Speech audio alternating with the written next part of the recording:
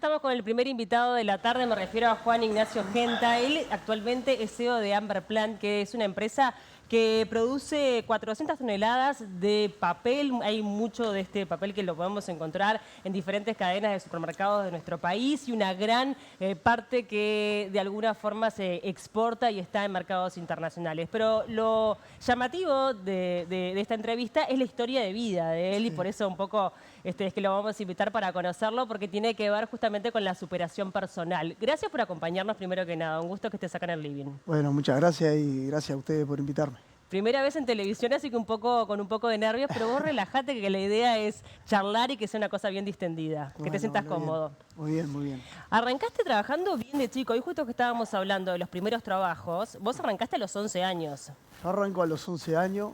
En el 2002, viste que en Uruguay hubo una crisis, se deben acordar, media fuerte.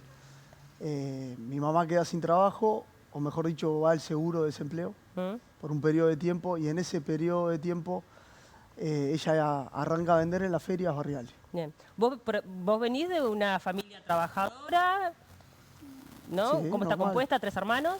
Claro, nosotros somos 4 hermanos conmigo.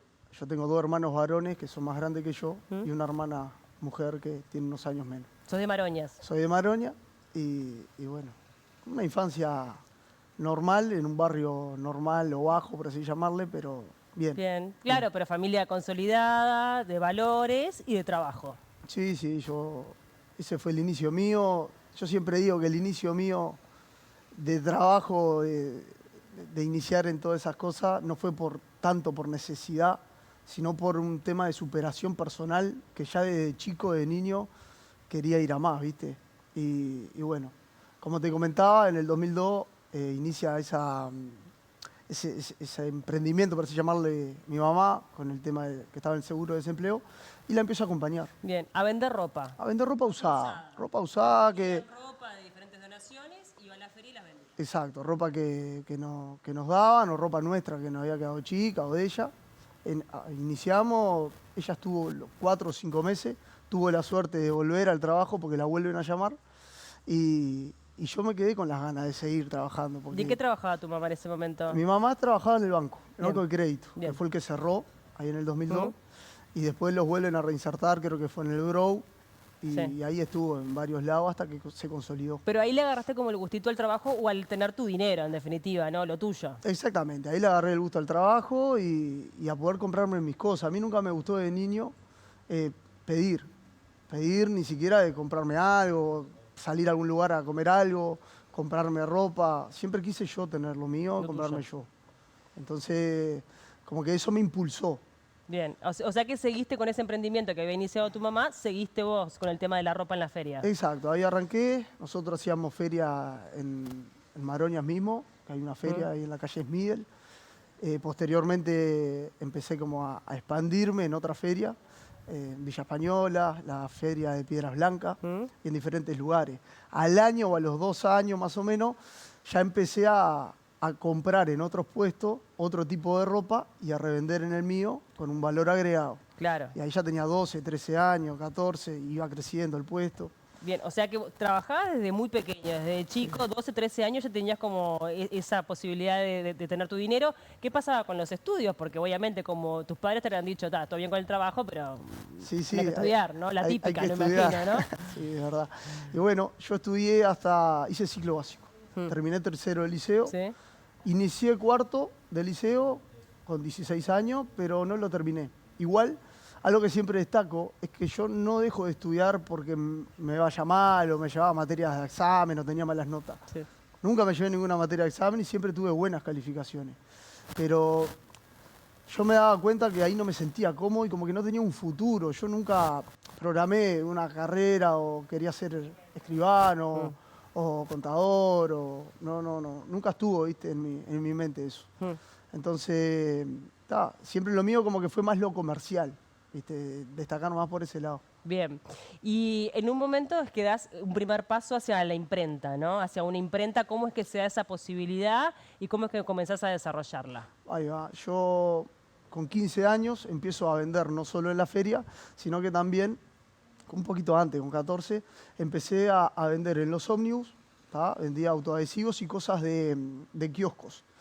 En verdad la venta mía era más que nada para el lado del centro, pero mi medio de transporte para ir a vender en esos kioscos y salones y demás era el ómnibus. Claro. Y obviamente ya aprovechaba para no pagar boleto y vendía en el ómnibus y después vendía donde realmente quería hacerlo, que eran los salones y los kioscos.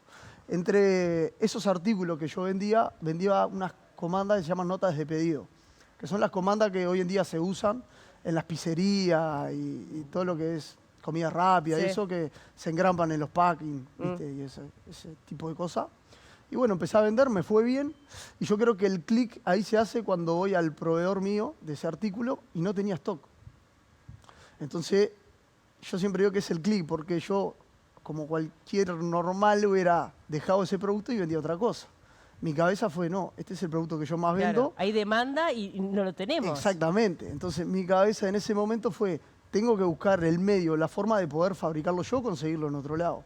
Me acuerdo que vuelvo a mi casa ese mismo día, voy a las páginas amarillas, que en ese momento existían, hoy no están más, y empiezo a ubicar imprentas que impriman, gente que me pueda vender el papel, y bueno, todo un poco los insumos para poder formar el producto. Pasó un lapso de tiempo, en un mes, ubiqué un montón de gente, me reuní. Siempre se me hizo difícil, al arrancar de tan chico, ser creíble a alguien que te va a vender, no sé, 50.000 pesos en un producto. Sos un gurí. Un ¿cómo? chiquilín que ni No te mayor de creo. edad, claro. Inclusive me acuerdo de llamar a proveedores y poner tipo la voz más gruesa o algo como para que uno es más grande.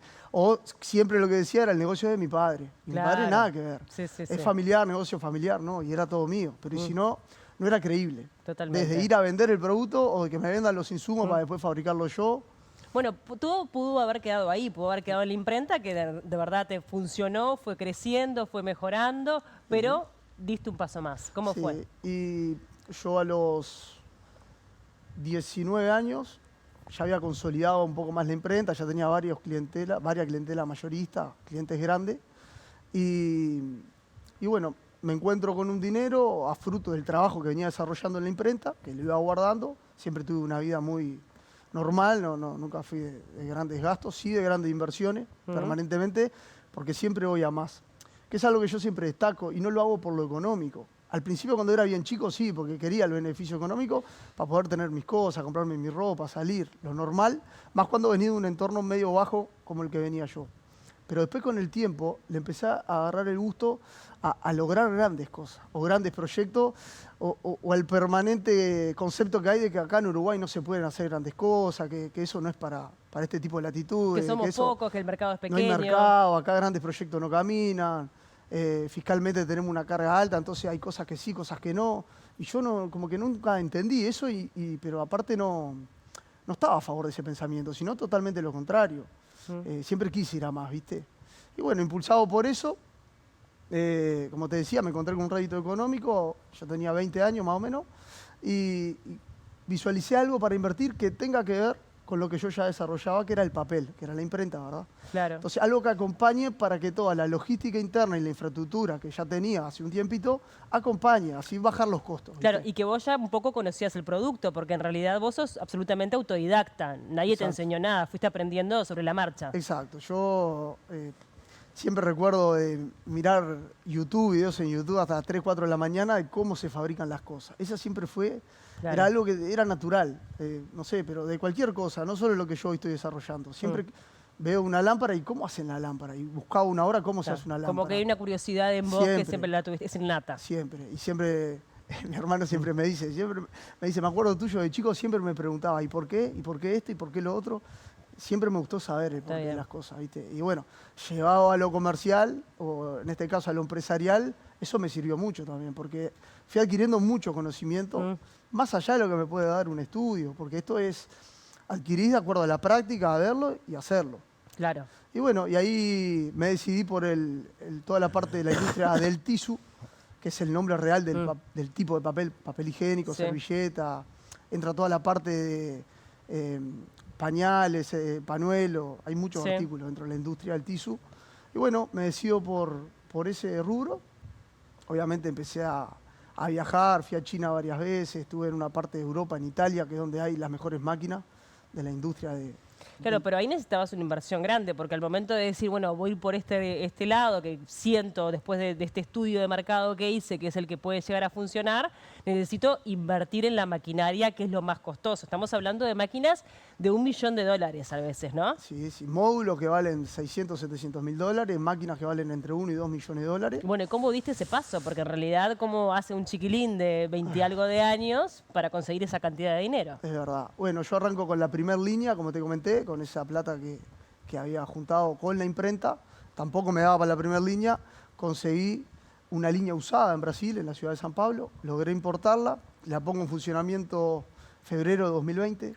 ¿Todo con tus ahorros o tuviste que pedir ayuda en ese momento? Yo arranco con mis ahorros en esa primera línea y todo lo que es materia prima para empezar a producir, consigo una línea de crédito de proveedores. O sea, yo no me importaba directo a las materias primas, sino que conseguí a alguien que me la importe, me cobre obviamente una diferencia, una ganancia para la empresa que me vendía, y yo diferí con cheques diferidos, apostando a que me vaya bien, Claro. procese. Fue arriesgado. Fue arriesgado el primer día. Podría haberme ido mal en un mes y me fundía.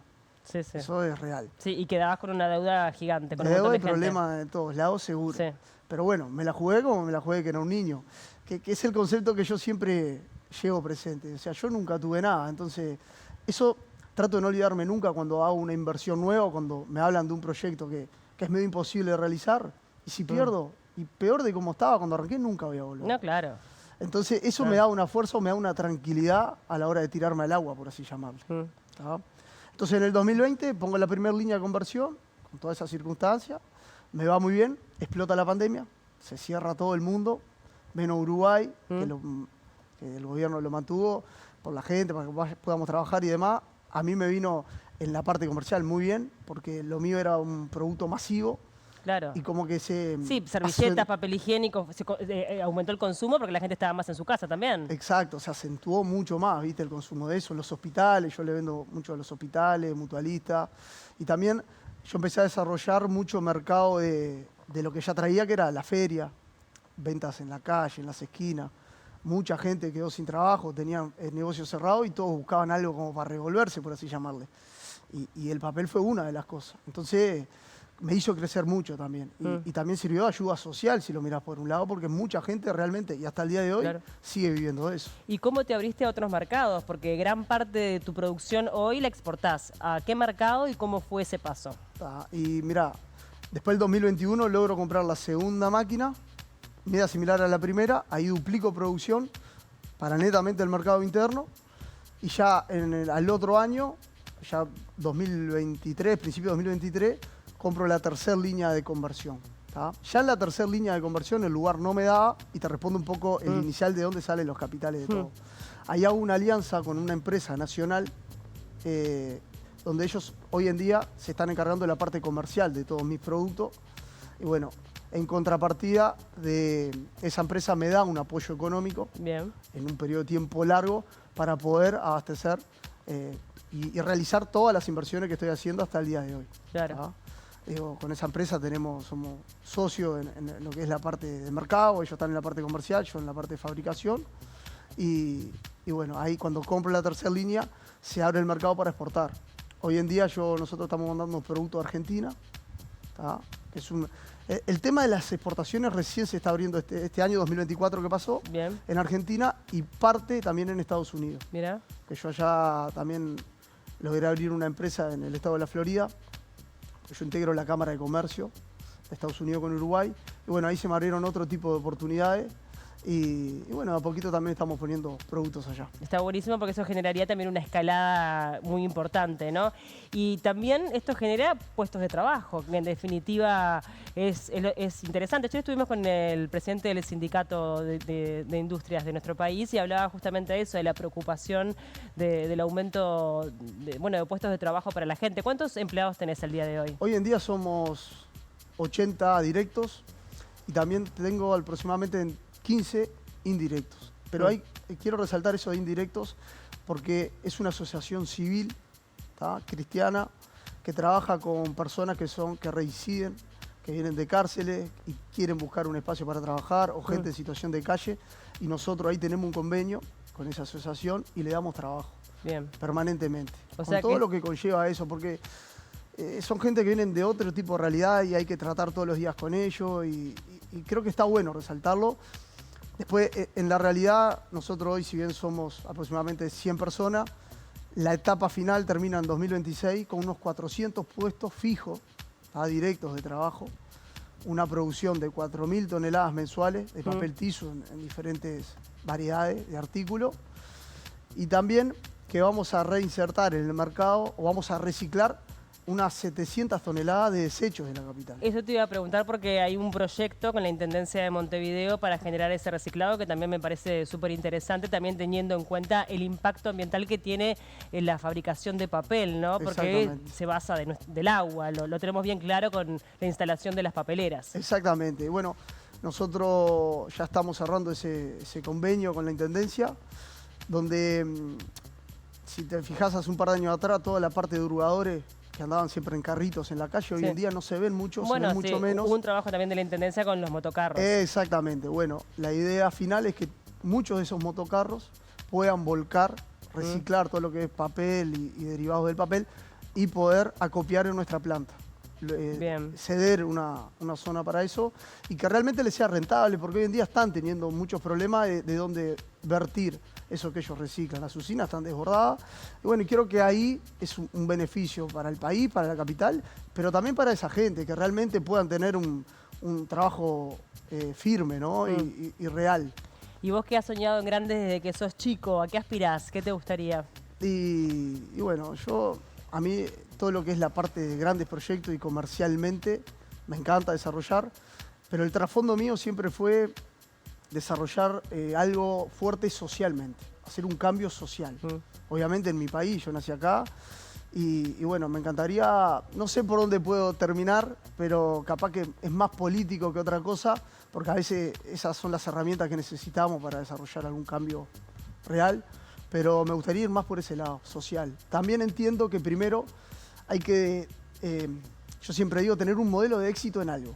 Toda persona que quiera realmente generar un cambio en la sociedad, para bien, inculcar y mejorar a las personas o el ámbito en que viven, primero tiene que tener un modelo de éxito para esto, para poder estar en un lugar, poder expresarlo, tener una idea buena que merezca ser escuchada. ¿Pero me estás diciendo que te gustaría incursionar directamente en la política? No sé si directamente en la política o en una forma paralela, pero yo, si me preguntás, creo que es uno de los medios, por lo menos en este país, que se te escucha más o que realmente se te brinda las herramientas para ejecutar cambios y, bueno, y tratar socialmente con la gente más necesitada también, ¿no? Claro.